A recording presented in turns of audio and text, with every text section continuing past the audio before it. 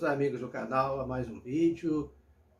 Se já estão aqui há algum tempo, não deixem já a sua curtida. Se ainda não estão inscritos, não deixem de fazer a inscrição, ativar o sininho das comunicações para poderem receber sempre novidades aqui dos nossos vídeos semanais a respeito de algum ponto da nossa história. Hoje nós vamos falar, retornando à história do Brasil, sobre um dos movimentos mais populares, mais conhecidos, mais falados da nossa história, que foi a chamada Conjuração Mineira, que muitos ainda chamam pelo nome de Inconfidência. Inclusive nos livros didáticos, vários autores, muitas pessoas só falam em Inconfidência, raríssimos são aqueles que falam em Conjuração, que foi o nome do movimento. Inconfidência não é um termo apropriado. Por quê? O que é uma inconfidência? Segundo o dicionário, inconfidência, deslealdade para com o Estado ou um governante. Obviamente, quando foi montado o processo contra os inconfidentes, a chamada devassa, eles assim foram chamados pelo governo de Portugal da rainha Dona Maria I, porque tratou-se de um movimento de traição, de deslealdade a Portugal. Então, eles foram chamados de inconfidentes, um movimento de inconfidência, de deslealdade, de traição pelo governo de Portugal. Nunca eles se chamaram de inconfidentes. Jamais alguém vai se nomear como traidor, que não foi só o Joaquim Silveira dos Reis, de desleal, de estar fazendo um movimento contrário ao governo em si. Eles trataram o nome de conjurados, fizeram uma conjuração, foram tratados como inconfidentes, passaram a ter o movimento chamado como Inconfidência, mas esse é o nome do crime que eles cometeram contra a coroa portuguesa, pelo código, seria o Código Penal da época. Tudo bem, visto esse pequeno detalhe, que não é de menos importância, apesar de alguns acharem assim, temos que entender o contexto histórico desse movimento, que foi, assim, muito importante e nem tanto. Há controvérsias a respeito, mas não vamos entrar no mérito da questão. O Brasil vivia o período da mineração. Mineração essa que estava já no seu final pelo fato de que as minas estavam se esgotando.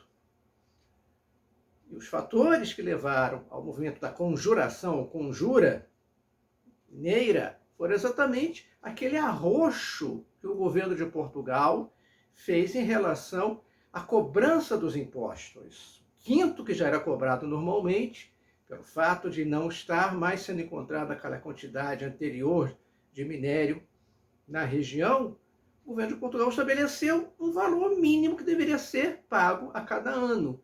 E caso isso não fosse alcançado, decretava-se a derrama, cobrança dos impostos atrasados, que era feita de uma maneira extremamente violenta e causava uma verdadeira comoção entre os mineradores, muitos enriquecidos, por sinal.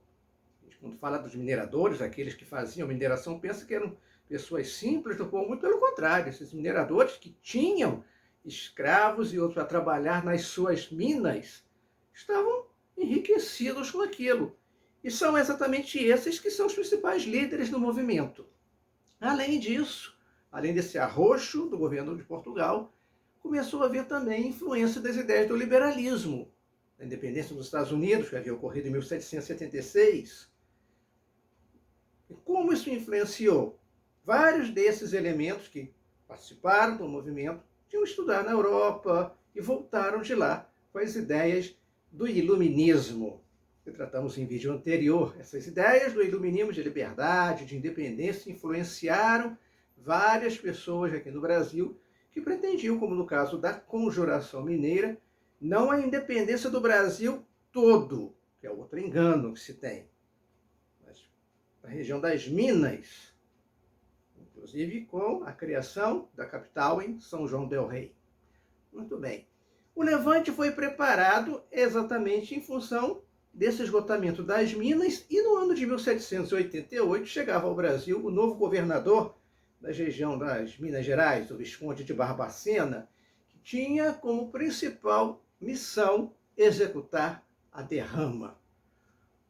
Ou seja, chegou já espalhando terror. Iria provocar a derrama, e os mineradores sabiam muito bem que ou pagavam ou teriam propriedades confiscadas, poderiam ser presos, e ia se pintar o diabo com eles. Aquele quinto dos infernos era pouco em relação ao que seria cobrado agora em relação à derrama. E os participantes desse movimento normalmente eram pessoas assim de boa posição social, enriquecidas com a mineração. Havia entre eles poetas, intelectuais, militares, padres, que faziam parte da conjuração mineira, e vários deles ligados à extração mineral e à produção agrícola. Entre os seus líderes contavam-se Cláudio Manuel da Costa, Alvarenga Peixoto, Tomás Antônio Gonzaga, José Álvares Maciel, Francisco de Paula Freire de Andrade, que era militar, e Joaquim José da Silva Xavier, o mais conhecido, o mais famoso de todos, que era conhecido como Tiradentes em função da sua função de, que chamaríamos hoje de dentista, arrancava dentes. Então, daí, Tiradentes. Muito bem. Defendiam o fim do pacto colonial. Aquele acordo, não era bem um acordo, né? Era definido pela metrópole, Portugal, em relação ao Brasil, as colônias portuguesas, e que a colônia deveria comerciar apenas com a metrópole, não podendo fazer comércio com mais ninguém. Então, eles defendiam o fim desse pacto colonial, o desenvolvimento de manufaturas têxteis siderúrgicas. Não havia uma concordância em relação a que forma de governo será adotada após a consumação do movimento. Alguns falavam em república, outros falavam em monarquia, então não havia uma concordância. E o pior ainda era em relação à questão da escravidão.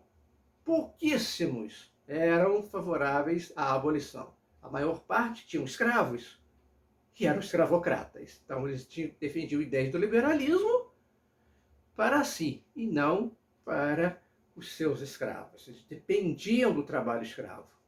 Vários deles colocavam exatamente essa questão: quem vai trabalhar nas minas? Então, não eram favoráveis, em boa parte, à abolição. Acontece que o movimento ficou muito preso às salas de reuniões. Não angariou participação popular. O povo não sabia o que estava acontecendo, a população das Minas. Sabia que estava rolando um movimento contra o domínio português. Então, não tinha apoio do povo. Como que nós vamos fazer um movimento sem o apoio do povo? O que acontecia? Eram mais idealistas. Foi um movimento muito idealista, a Conjuração Mineira. E surgiu um traidor. Tinha outros, mas o traidor mais conhecido, mais famoso, coitado, porque é aquele que passou a história como vilão, Joaquim Silvério dos Reis. Um minerador enriquecido, mas que devia uma quantidade fabulosa em impostos atrasados ao governo. Em troca do perdão das dívidas, ele entregou todo mundo. Imediatamente, o Visconde de Barbacena, que havia acabado de chegar, decreta a suspensão da derrama. A derrama seria o sinal para o início do movimento. Quando o governador decretasse o início da derrama, começaria o movimento. Sabendo disso, não vamos decretar derrama nenhuma, ou seja, já desarticulou o movimento. Porque e agora? O sinal que nós teríamos era o início da derrama, não teremos mais a derrama. Vamos fazer o quê? Então aquilo já ficou assim, meio desorganizado. E imediatamente o Visconde de Barbacena determina a prisão de todos os implicados. O Tiradentes foi preso no Rio de Janeiro, todos os outros na região de Minas. O que vai acontecer? O julgamento vai demorar 3 anos.